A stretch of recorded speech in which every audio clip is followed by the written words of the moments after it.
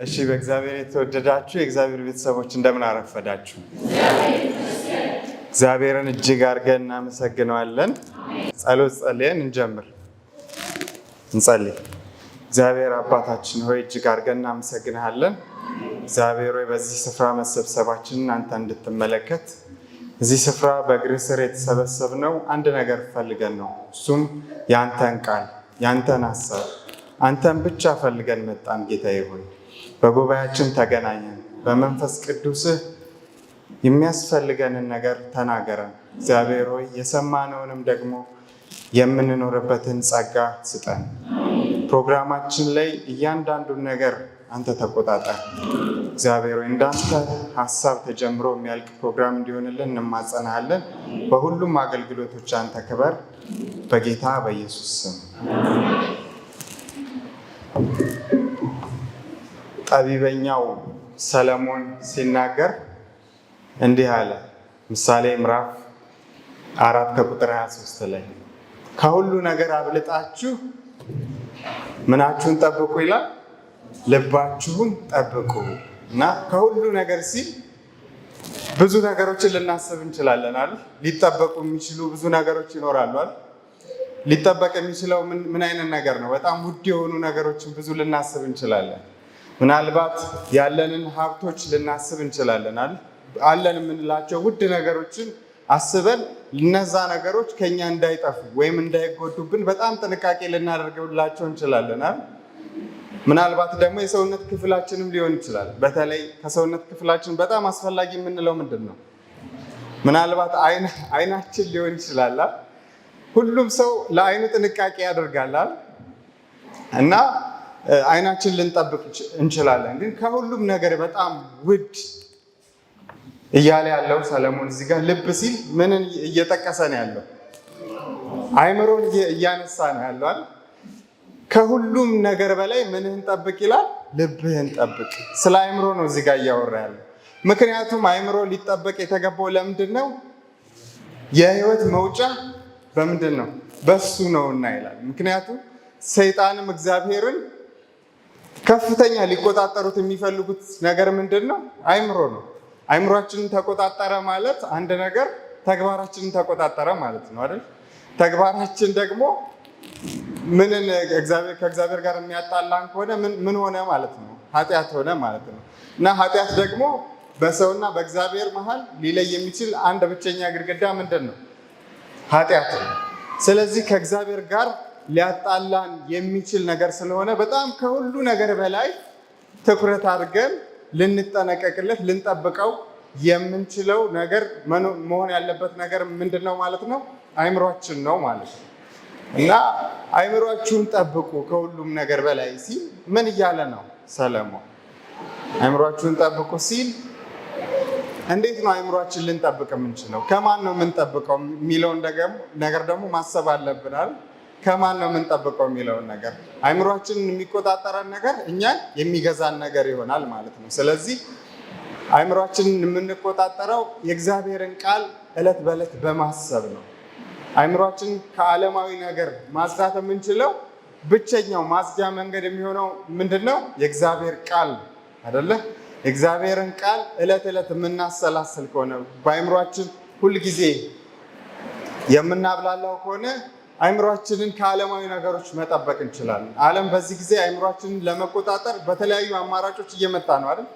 ታዲያ በዚህ ወቅት አይምሯችን እንዴት ነው የምንጠብቀው የሚለውን ሀሳብ በማሰብ ቃሉን በቃሌ የሚባል ፕሮግራም መጣ ማለት ነው ወደ ቤተክርስቲያናችን። እና ይሄ ቃሉን በቃሌ የሚለው ሀሳብ ምንድን ነው? የሰውን ጭንቅላት ሊቆጣጠር እየሰራ ካለው ዓለም በተቃራኒ በእግዚአብሔር ሀሳብ የሰውን አይምሮ ለመቆጣጠር ሰው በየቀኑ የእግዚአብሔርን ቃል እንዲያስብ እንዲያሰላስል የሚያበረታታ ፕሮግራም ነው እና ሁላችሁም የዚህ የቃሉን በቃሌ አባላት እንድትሆኑ ጥሪ ልናቀርብላችሁ እንወዳለን። እና አይምሯችንን ሁልጊዜ በማን ቃል ልናሰለጥነው ይገባል? በእግዚአብሔር ቃል። መዝሙረኛው ዳዊትም ሲናገር አንተ እንዳልበድል ቃልህን በምን ሰወርኩ ይላል? በልቤ ሰወርኩ ይላል። እና ቃላችንን ከአይምሯችን ጋር አያይዘን ሁልጊዜ እያሰላሰል ነው ስለ እግዚአብሔር ቃል ሁልጊዜ እያሰብን ልክ በቆሸሸ ቦይ ውስጥ ንጹህ ውሃ ሲያልፍ ያንን ቦይ እያጠራው እንደሚሄድ ሁሉ ከስጋዊ ሀሳቦቻችን ከዓለማዊ ነገሮች ሁሉ የምንጸዳው የእግዚአብሔርን ንጹህ የሆነውን ቃል ደጋግመን ስናስብ ነው እና ደጋግመን ያሰብነው ነገር ደግሞ በውስጣችን ስር የሰደደ ሀሳብ ይሆናል። ስለዚህ ይሄ የቃሉን በቃሌ የሚለው ፕሮግራም ዋናው ዓላማው የሰው አይምሮ በምን እንዲሞላ ነው ማለት ነው? በእግዚአብሔር ቃል ሁልጊዜ ስለ እግዚአብሔር ቃል እንዲያሰላስል።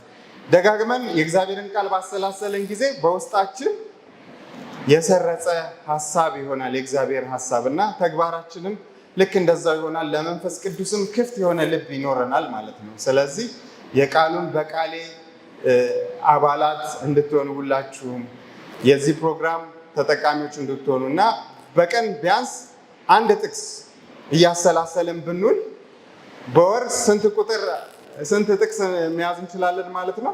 30 ቁጥር ያለው አንድ ምዕራፍ መያዝ እንችላለን እና በዚህ ንቅናቄ ውስጥ ቃሉን ዕለት ዕለት እያሰላሰልን አይምሯችንን እንደገና እያጠብን እያነጻን ከስጋዊ ሀሳቦች ወደ እግዚአብሔር መንፈሳዊ ሀሳብ እንድንመጣ ቃሉን በቃሌ ጥሪ እያቀረበላችሁ ነው እና ዛሬ በዚህ ፕሮግራም ብዙ አይነት ፕሮግራሞች አሉ። በቃላቸው ቃሉን ያጠኑ ሰዎች ወጥተው ያቀርቡልናል። እንደገናም ደግሞ የህይወት ልምዳቸውን የሚያካፍሉን ሰዎች ይኖራሉ እና ደግሞ የተለያዩ መዝሙሮችም አሉ እና ፕሮግራማችንን በእንደዚህ አይነት መንገድ እንጀምራለን። አሁን አስቀድሞ ነህሚያ ኳየሮችን ወደፊት ጋብዛለሁ። እነሱ ይመጡና መዝሙር ያቀርቡልናል ማለት ነው።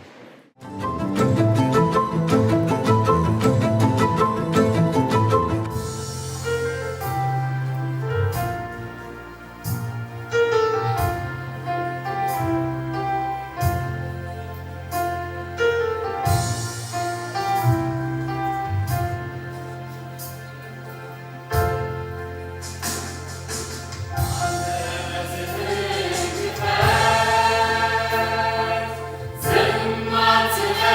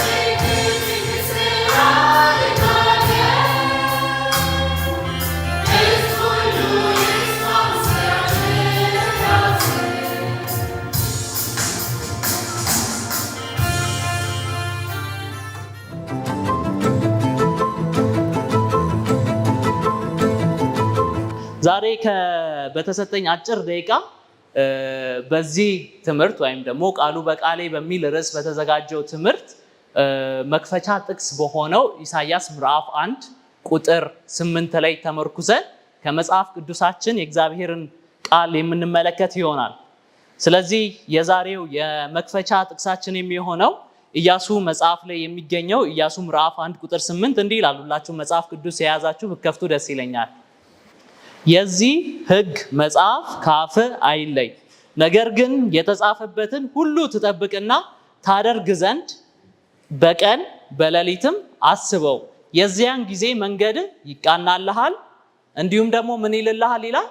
ይከናወንልሃል ሲል የዛሬው የምንማረው ትምህርትም ከዚህ የተወሰደ ከዚህ የመክፈቻ ጥቅስ ወይም ደግሞ ለኢያሱ ከተነገረው መልእክት ላይ ወስደን የዛሬውን ትምህርታችንን የምናደርግ ይሆናል። ነገር ግን ከመጀመራችን በፊት አጭር ጸሎት ማድረግ እፈልጋለሁ። መንፈስ ቅዱስ እንዲመራን እንጸልይ። በሰማይ ተከብረ ያለ ዘላለማዊ ሆንክ አፍቃሪ ሆንክ የዘላለም አምላክ እግዚአብሔር ሆይ በዚህ የሰንበት ቀንክ ላይ ይህንን ቃልን እንድንካፈል ፍቃድ ስለሆነ እናመሰግናለን። እግዚአብሔር አምላክ ሆይ አሁን ቃልን ከፍተን በምንማርበት ጊዜ ላይ ለሕዝብ ጥቅም ለአንተ ክብር ስትል እግዚአብሔር አምላክ ሆይ ቃልን በአንደበቴ ታስቀምጥ ዘንድ እማጸናሃለሁ። ስለ ሁሉ ነገር ከፍ በል፣ አንተ ምራን፣ በኢየሱስ ስም አሜን። ይህ አሁን ያነበብነው ቃሉ በቃሌ በሚል ርዕስ ያነበብነው ኢያሱ ምዕራፍ 1 ቁጥር 8 የሚያወራው ወይም ደግሞ ለኢያሱ የተሰጠው መልእክት ነው። ይህ መልእክት ደግሞ የተሰጠው ኢያሱ ህዝቡን ወደ ምን በሚመራበት ጊዜ ነው? ወደ ከነዓን ከግብፅ ከወጡ በኋላ ሙሴ ካለፈ በኋላ ወደ ከነዓን ሲመራቸው የተሰጠው ትእዛዝ ወይም ደግሞ ያንን ህዝብ ይዞ እንዲሻገር የተሰጠው ትእዛዝ ወይም ደግሞ መከተል ያለበት በስኬታማነት ምን እንዲል ግቡን እንዲያደርስ የተነገረው ቃል ነው። ይህንን የምንመለከተው ወደዚህ ጥቅስ ከመምጣታችን በፊት ግን ኢያሱና አንድ መጽሐፍ ቅዱሳችን ላይ የምናገው ወይም ደግሞ ለህይወታችን ምሳሌ የሆነው ኢየሱስ ክርስቶስ ምን ይላሉ? እጅግ በጣም የሚመሳሰሉ ባህሪዎች ያላቸው አካላት ናቸው። በመጽሐፍ ቅዱሳችን ላይ ለመጀመሪያ ጊዜ የኢየሱስ ስም የተጠቀሰው መቼ ይመስላችኋል?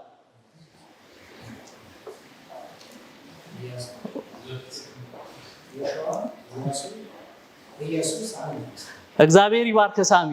የመጀመሪያ ጊዜ የክርስቶስ ወይም ደግሞ ኢየሱስ የሚለው ስም ተጠቅሶ የምናገኘው ዘጸአት ምዕራፍ 17 ላይ ነው።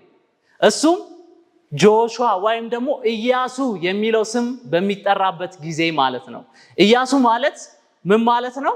ሳሚ እንደነገረን ኢየሱስ የሚል ትርጓሜ ያለው ነው። በዕብራይስጥ ኢየሱስ የማለት ትርጓሜ ያለው ስም ነው። ስለዚህ ብዙ ነገሮችን በምንመለከትበት ጊዜ ላይ ኢያሱና ማን ክርስቶስ የሚያመሳስላቸውን ከመጽሐፍ ቅዱሳችን ውስጥ ብዙ ነገሮችን እናገኛለን። ሌላኛው ደግሞ ሌላ የሚያመሳስላቸው ባህሪ አለ። እስቲ የሙሴ ሚስት የሚያውቃት ሙሴ ሚስቱ ማን ነበረ ስሟ? አልሰማችሁም? ሲፓራ። እሺ የኢያሱስ ሚስት ስሟ ማን ነው?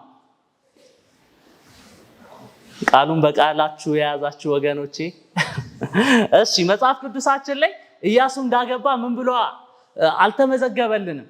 ይህ ማለት ሌላኛው ከኢየሱስ ክርስቶስ ጋር የሚያመሳስለው ነው። ሌላኛው ኢየሱስም እንዲሁም ደግሞ ኢያሱም ሁለት የሚያመሳስላቸው ዓላማቸው ምን ነበረ? ተመሳሳይ ነበረ። ኢያሱ ዓላማው ህዝቡን ወደ ምን ማስገባት ነበረ? ወደ ከነዓን ማድረስ ነው። የክርስቶስ ዓላማ ደግሞ ህዝቡን ከዚህ ምድር ኃጢአት አላቆ ወደ ሰማይ ማድረስ ነበረ። ስለዚህ ሁለቱም በዓላማቸውም የተመሳሰሉ እንደሆነ እንመለከታለን። ሌላው ደግሞ እጅግ የሚያስገርመው የሙሴ ወደ ሲና ተራራ ወጥቶ ህጉን ተቀብሎ በሚወርድበት ጊዜ ላይ ህዝቡ በኃጢአት የወርቅ ጥጃ ሰርቶ በሚያመልክበት ጊዜ ላይ በዚህ ሰዓት ላይ ኢያሱ የት ነበረ? ኃጢአት ከህዝቡ ጋር አልነበረም። ከማን ጋር ነበረ? ከሙሴ ጋር ነበረ። ሂዱና ታሪኩን እንድታነቡ ጋብዛችኋለሁ። ዘጸአት ከምዕራፍ 20 ጀምራችሁ ስታነቡ ይህንን ታገኙታላችሁ። ስለዚህ ዛሬ የምንመለከተው ትምህርታችን ለኢያሱ በተሰጠው በዚህ ጥቅስ ላይ በአንድ ጥቅስ ላይ ተመርኩሰን የመልካም ስኬት ቁልፍ የሚል ርዕስ ይዘን እንመለከታለን። አሁን አንድ ጥያቄ ልጠይቃችሁ ፈልጋለሁ። ኢያሱ በነበረው ተልእኮ ላይ ስኬታማ ነበረ ወይስ አልነበረ? ነበር አይደለ? የሚጠራጠር የለም። ምክንያቱም ኢያሱ ህዝቡን ምን አድርጓል? ወደ ከነዓን ይዞት ምን ብሏል? ገብቷል። ሙሴ እንኳን ምን ማድረግ ያልቻለውን ወደ ከነዓን መግባት አልቻለም ሙሴ። ኢያሱ ግን ምን ብሎታል? ህዝቡን እየመራ ህዝቡን ይዞት ወደ ምን ሲገባ እንመለከታለን? ወደ ከነዓን ገብቷል ኢያሱ። ስለዚህ ኢያሱ ስኬታማ የሆነ ሰው ነበረ ብለን ልንይዝ እንችላለን። ዛሬ ደግሞ ዓለማችን እዚህ ጋርም ያለነው አብዛኞቻችን ወጣት ነንና ስኬትን ለማግኘት እጅግ በጣም ዓለም የምዳክርበት ጊዜ ላይ ነን ያለነው። አንድ ጥናት ሳይ ነበረ ግራንድ ቪው ሪሰርች ይላል አንድ ዌብሳይት አለ። እዛ ላይ ብዙ ጥናቶችን ያስቀምጣሉ። እዚህ ጥናት ላይ ያስቀመጡት አንድ በጣም የሚያስገርም ነገር ዓለማችን ስኬታማነትን ለማግኘት ስትል ህዝቦች ራሳቸውን በማጎልበት ሞቲቬሽናል ተናጋሪዎችን በመስማት እንዲሁም የሚያነቃቁ መጽሐፎችን በማንበብ በአመት በዚህ በ2024 ዓመት 48 ቢሊዮን ብር አውጥተዋል ብሎ ይናገራል። 48 ቢሊዮን ዶላር ይቅርታ አድርጉልኝ። እና ያን የሚያክል ብር ሰው ልጅ ስኬታማ ለመሆን ምን የሚያደርገው ኢንቨስት እያደረገበት ያለ ገንዘብ ነው።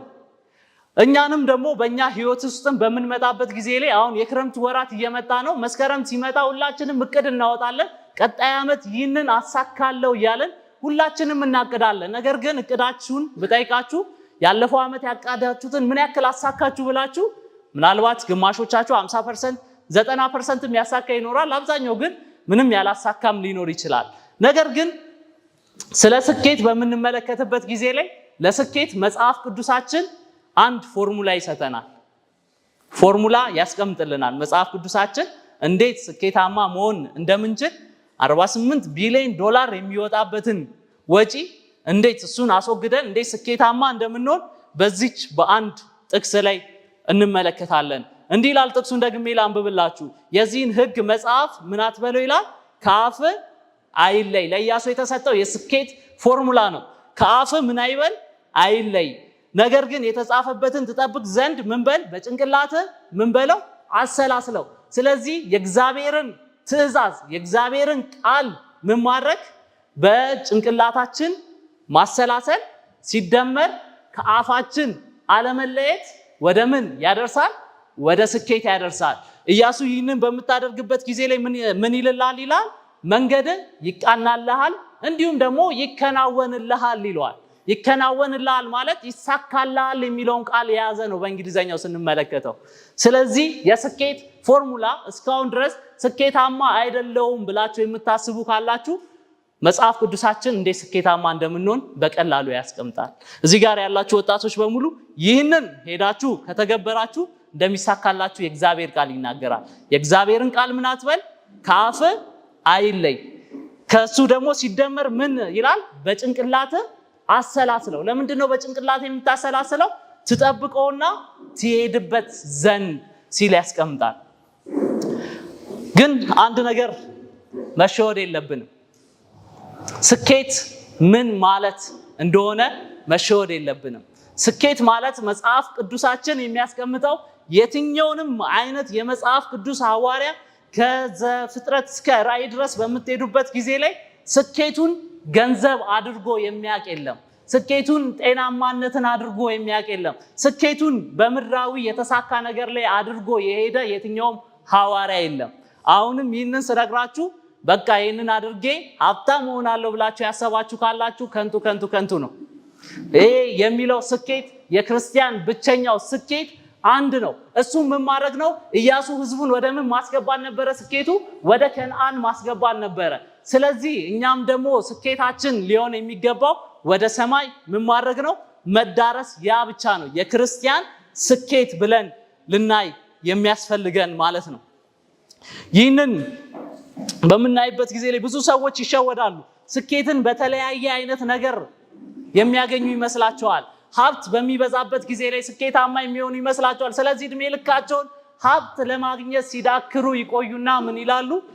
ሀብት ሳያገኙ ሲሞቱ እንመለከታለን። እድሜ ልካቸውን የሆነ ፊዚካላቸውን በማግዘፍ ወይም ደግሞ ጤናማ በመሆን ስኬትን የሚያገኙ መስሎ እድሜ ልካቸውን በጤናቸው ላይ ኢንቨስት እያደረጉ በቃ ስኬታማ ሆናለሁ እያሉ እዛም ደረጃ ሲደርሱ ስኬታማ አለመሆናቸው ባዶነታቸውን ያውቃሉ። ብዙ ሰዎች ብዙ ነገሮችን ካገኙ በኋላ ውስጣቸው ላይ ባዶነት ይሰማቸዋል፣ ስኬታማ እንዳልሆኑ ይሰማቸዋል። ብዙ ጊዜ የሌለን ነገርን እስከምናገኘው ድረስ ያን ነገር ስናገኘው ስኬታማ ወይም ደግሞ ሙሉ እንደምንሆን ሊሰማን ይችላል። ነገር ግን ያን ነገር ስናገኘው ምን ብሎ እናያለን? ባዶ ሆኖ እናያለን። ከልጅነታችሁ ጀምሮ ልታገኙ የምትፈልጉትን ነገር አስቡት፣ ግን ስታገኙት ምን ይሆንባቸዋል? ቀሎ ታዩታላችሁ። የሰው ልጅ በልብ ውስጥ አንድ ነገር ነው የጎደለው፣ እሱም ዘላለማዊነትን ነው። መክብብ ምዕራፍ 3 ቁጥር 11 ላይ መክብብ ምዕራፍ 3 ቁጥር 11 ላይ ሄዳችሁ አንብቡ። እንዲህ ይላል መክብብ ላይ ጠቢቡ ሰለሞን ሲያስቀምጥልን በሰው ልጅ ልብ ውስጥ ምንን አኖረ ይላል? ዘላለማዊነትን አኖረ ይላል። ስለዚህ የሰው ልጅ ይሄ የጎደለውን ልቡ ላይ ዘላለማዊ መኖር የሚፈልገው ስለጎደለ በሌላ ነገር እንደሚሞላው ሰይጣን ይነግረዋል። በምድራዊ ነገር ሊሞላ እንደሚችል ይነግረዋል። ነገር ግን ያ በሙሉ ከንቱ ነው። የሰው ልጅ ምንም ነገር ቢያሳካ ሁሉም ነገር ሙሉ ቢመስለው ምድራዊ ነገር ሙሉ ቢመስለው ልቡ ላይ አንድ ባዶነት አለ። ይህም ዘላለማዊነት ነው። ያ ዘላለማዊነት ሊገኝ የሚችለው ያ ስኬት የሚመጣው የሰው ልጅ ያ ብቸኛው ስኬት የሚመጣው በአንድ ነገር ብቻ ነው። እሱም ለኢያሱ በተሰጠው ምን ትእዛዝ ምን ይላል?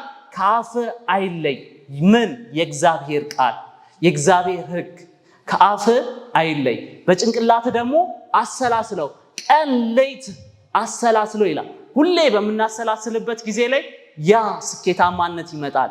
አቤልና ቃየልን ተመልከቷቸው። አቤል በአጭር እድሜው ነው የተቀጨው። ቃየል ደግሞ ረጅም ጊዜ ኖሯል። ስለዚህ በምድር ላይ ረጅም ጊዜ መኖር፣ ተመቻችቶ መኖር፣ ሀብት ይዞ መኖር ስኬታማ የሚያደርግ ቢሆን ኖሮ ማን ስኬታማ ይሆን ነበረ? ቃየል ስኬታማ ነው ብሎ መጽሐፍ ቅዱሳችን ይነግረን ነበረ። ነገር ግን አቤል ነው ስኬታማ። ነገር ግን ቃየል እግዚአብሔር ወንድም ወዴት ነው ብሎ በሚጠይቅበት ጊዜ ላይ ዘፍጥረት ምዕራፍ 4 ላይ ሄዳችሁ በምታነቡበት ጊዜ ላይ ምን ሲል ነው የመለሰው? እኔ የወንድሜ ጠባቂ ነኝ ወይ ብሎ ነው የመለሰው። አቤልን ግን በምታዩበት ጊዜ ላይ ምን ነበረ የተናገረውን ነገር መጽሐፍ ቅዱሳችን ባይገልጸው እንኳን ምን አደረገ ይላል? የበግ መስዋዕት አቀረበ ይላል። ስለዚህ በጭንቅላቱ ምንን ያሰላስል ነበረ? የእግዚአብሔርን ትእዛዝ ያሰላስል ነበር። ስለዚህ የሚያሰላስለውን ምን አደረገ? ተገበረ።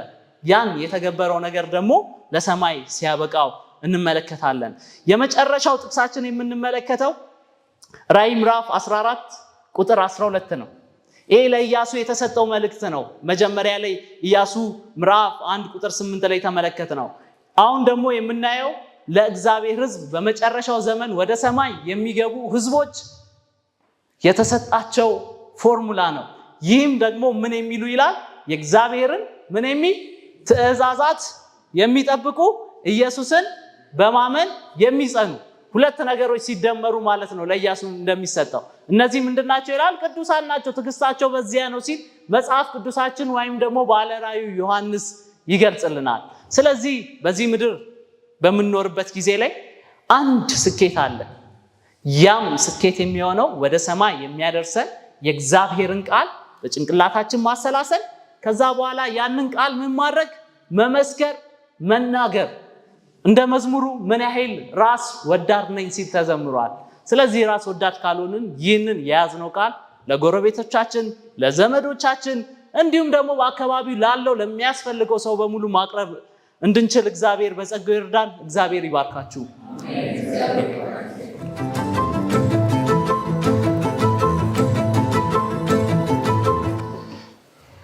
እሺ ወንድማችን እግዚአብሔር ይባርክ። የስኬትን ፎርሙላ ነግሮናል። አሁን ስኬታማ ባንሆን እዚህ ውስጥ ያለ ነው ተጠያቂ አይደለም ማለት ነው እና እግዚአብሔር ይባርክ። አሁን ደግሞ ወደ ልጆች ነው የምንመለሰው። መጽሐፍ ቅዱሳችን ሲናገር ዛሬ ማዝህን ቃል በልብ ያዝ ለልጆችህም አስተምረው ይላል አይደል? አሁን ደግሞ ልጆች ከተማሩት የእግዚአብሔር ቃል ያካፍሉናል። 2 ልጆችን በተከታታይ በልባቸው የያዙትን ቃል ያካፍሉናል ማለት ነው። መጀመሪያ ናፊያድ አበበ ወደፊት ትቀርብና ታቀርብልናለች። ስለዚህ እነዚህ ልጆች መጥተው ቃል ያቀርቡልናል።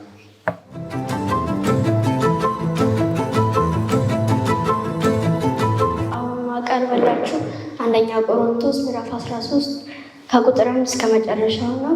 እንዲህም ይላል፣ በሰዎችና በመላእክት ዘንድ ልሳን ብናገር ፍቅር ግን ከሌለኝ እንደሚጮህ ናስ ወይም እንደሚንሸዋሸው ጸናጽል ሆኛለሁ። ትንቢት እንኳን ቢኖረኝ ሚስጥርን ሁሉ ባውቅ እውቀትን ሁሉ ባውቅ ተራራዎችን እስካፈርስ ድረስ እምነት እንኳን ቢኖረኝ ፍቅር ግን ከሌለኝ ከንቱ ነኝ። ድሆችን ልመግብ ያለኝን ሁሉ ባካፍል የሥጋዬን መቃጠል ለእሳት አሳልፌ ብሰጥ ፍቅር ግን ከሌለኝ ምንም አይጠቅመኝም። ፍቅር ይታገሳል፣ ቸርነት ያደርጋል። ፍቅር አይቀናም፣ ፍቅር አይመካም፣ አይታበይም፣ ማይገባውን አያደርግም፣ የራሱን አይፈልግም፣ አይበሳጭም፣ በደልን አይቆጥርም። በእውነት ደስ ይለዋል እንጂ በአመፅ ደስ አይለውም። ሁሉን ይታገሳል፣ ሁሉን ያምናል፣ ሁሉን ተስፋ ያደርጋል፣ በሁሉ ይጸናል። ፍቅር ዘወትር አይወድቅም። ትንቢት ቢሆን ይሻራል፣ እውቀት ቢሆን ይሻራሉ፣ ልሳን ቢሆን ይረሳል። ከእውቀት ከፍለን እናውቃለን፣ ከትንቢትም ከፍለን እናገራለን። ፍጹሙ ሲመጣ ግን ተከፍሎ የነበረው ይቀራል። ልጅ ሳለሁ እንደ ልጅ እናገር ነበር፣ እንደ ልጅ አስብ ነበር፣ እንደ ልጅም እቆጥር ነበር። ጎልማሳ ከሆንኩ በኋላ ግን የልጅነት ባህሪን ሽሬአለሁ። ዛሬ በመስታወት በድንግዝግዝ እንደምናይ ነን፣ በዚያን ጊዜ ግን ፊት ለፊት እናያለን። እኔ ደግሞ እንደታወቅኩ አውቃለሁ። ከእንግዲህ እምነት፣ ተስፋ፣ ፍቅር ሦስቱ ጸንተው ይቆማሉ። ከሁሉም የሚበልጠው ግን ፍቅር ነው።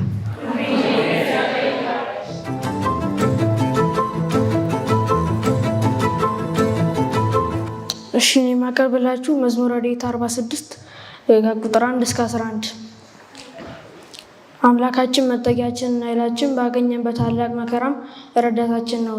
ስለዚህ ምድር ብትናወጥ ተራሮችም ወደ ባህር ልብ ቢወሰዱ አንፈራም። ውኆቻችሁ ጮኹ ተናወጡም፣ ተራሮችም ከኃይሉ የተነሳ ተናወጡ። የወንዝ ፈሳሾች እግዚአብሔርን ከተማ ደስ ያሰኛሉ። ልዑል ማደሪያውን ቀደሰ፣ እግዚአብሔር መካከሏ ነው፣ አትናወጥም። እግዚአብሔርም ፈጥኖ ይረዳታል። አሕዛብም ተናወጡ፣ መንግስታትም ተመለሱ። እርሱም ቃሉን ሰጠ፣ ምድርም ተንቀጠቀጠች። የሰራዊት ጌታ ከእኛ ጋር ነው፣ ያዕቆብ አምላክ መጠጊያችን ነው። የእግዚአብሔርን ስራ በምድር ላይ ያደረገውን ታምራት እንድታዩ ነው። እስከ ምድር ዳርቻ ድረስ ጦርነትን ይሽራል፣ ጦርን ይቆርጣል፣ ቀስትን ይሰብራል፣ ጦርን ይቆርጣል፣ በእሳት ጋሻን ያቃጥላል። እረፉ፣ እኔም አምላክ እንደሆንኩ እወቁ። በአሕዛብ ዘንድ ከፍ ከፍ እላለሁ፣ በምድር ላይም ከፍ ከፍ እላለሁ። የሰራዊት ጌታ ከእኛ ጋር ነው፣ ያዕቆብ አምላክ መጠጊያችን ነው።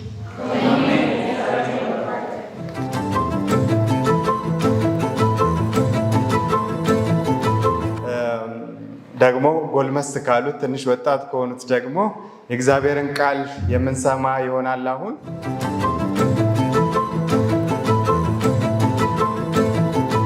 እንደምን ቆያችሁ? እግዚአብሔር የተመሰገነ ይሁን። ከጎልማሶች መቆጠር ደስ የሚል ነገር ብዙም ባይሆንም ያው የማቀርብላችሁ ጥቅስ የሚገኘው አንደኛ ሮሜ ምዕራፍ 8 ከቁጥር 26 ጀምሮ ነው። ከ26 ጀምሮ እስከ 39 ድረስ ነው። እንደዚህ ይላል። እንግዲህ እንዴት መጸለይ እንደሚገባን ስለማናውቅ መንፈስ ቅዱስ በድካማችን ይረዳናል። በቃል ሊገለጥ በማይችል መቃተት ይማልደናል። የሰውን ልብ የሚመረምር አምላክ የመንፈስ ቅዱስ ሐሳብ ምን እንደሆነ ያውቃል።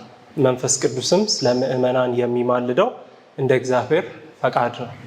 እግዚአብሔርን ለሚወዱ እንደ ፈቃዱም ለተጠሩ እግዚአብሔር ሁሉን ነገር ለበጎ እንደሚያደርግላቸው እናውቃለን። ይህም የሆነበት ምክንያት እግዚአብሔር አስቀድሞ ያወቃቸውን ልጁን እንዲመስሉና ልጁም ከብዙ ወንድሞች መካከል በኩር እንዲሆን እግዚአብሔር አስቀድሞ ስለወሰነ ነው። አስቀድሞ የወሰናቸውን ጠራቸው፣ የጠራቸውን አከበራቸው፣ የጠራቸውን አጸደቃቸው፣ ያጸደቃቸውንም አከበራቸው። እንግዲህ ስለዚህ ነገር ምን እንላለን? እግዚአብሔር ከኛ ጋር ከሆነ ማን ሊቃወመን ይችላል? እግዚአብሔር ለአንድ ልጁ ሳይራራ ስለ እኛ አሳልፎ ከሰጠው እንዴት ከእርሱ ጋር አብሮ ሁሉን ነገር አይሰጠንም? እግዚአብሔር የጠራቸውን ማን ይከሳቸዋል? የሚያጸድቃቸው እርሱ ነው። ማን ነው የሚፈርድ? ኢየሱስ ክርስቶስ ይፈርድባቸዋል። እርሱ ስለ እኛ የሞተ ከሞት ተነስቶ በእግዚአብሔር አብ ቀኝ የተቀመጠ ስለ እኛም የሚማልድ ነው። ከክርስቶስ ፍቅር ሊለየን የሚችል ማን ነው? ችግር ወይስ መከራ? ረሃብ ወይስ ስደት? ወይስ ራቁትነት? ወይስ አደጋ? ወይስ ሰይፍ? ይህም ስለ አንተ በየቀኑ እንገደላለን፣ ለመታረድ እንደሚታረዱ በጎችም ተቆጠርን ተብሎ እንደተጻፈው ነው። በወደደን በክርስቶስ እነዚህን ነገሮች ሁሉ ድል በመንሳት ከአሸናፊዎች ሁሉ እንበልጣለን። ስለዚህ ሞት ቢሆን ሕይወት ቢሆን መላእክትም ቢሆኑ ባለስልጣናትም ቢሆን ያለው ቢሆን በኋላም የሚመጣውም ቢሆን ከፍታ ቢሆን ዝቅታም ቢሆን ወይም ማናቸውም ፍጥረት በጌታችን በኢየሱስ ክርስቶስ ካገኘነው ከእግዚአብሔር ፍቅር ሊለየን የሚችል ምንም ነገር እንደሌለ እርግጠኛ ነኝ ይላል። እግዚአብሔር የተመሰገነ ይሁን። እንግዲህ ትንሽ ነገር ልናገር ስለ ጥቅሱና ብዙ ጊዜ ከእግዚአብሔር የሚለዩን መጥፎ ነገሮች ናቸው ብለን እናስባለን። ኦፍኮርስ መጥፎ ነገሮች ይለዩናል። ነገር ግን ስቲል አንዳንዴ ከፍታችንም ከእግዚአብሔር ሊለየን ይችላል። ለእኛ ብዙ ጊዜ የጸለይንባቸው እግዚአብሔር እንዲሰጠን የለመናቸው የሙጥኝ ብለን የምንይዛቸው ነገሮች ከእግዚአብሔር ሊለዩን ይችላሉ። ነገር ግን እግዚአብሔርን ከተጠማጠመ እርሱን ከያዘን አይደለ አስቀድሞ የወደደን ስለኛ የሞተ በኋላም ደግሞ ወደ አብ የሚወስደን እሱ ነውና ምንም ነገር ከፍታችን ቢሆን እጅግ ክፉ ብለን የወረድንበት ዝቅታችንም ቢሆን ከእግዚአብሔር ፍቅር ሊለየን የሚችል ነገር እንደሌለ እኔም ተረድቻለሁ። እግዚአብሔር ባርካችሁ።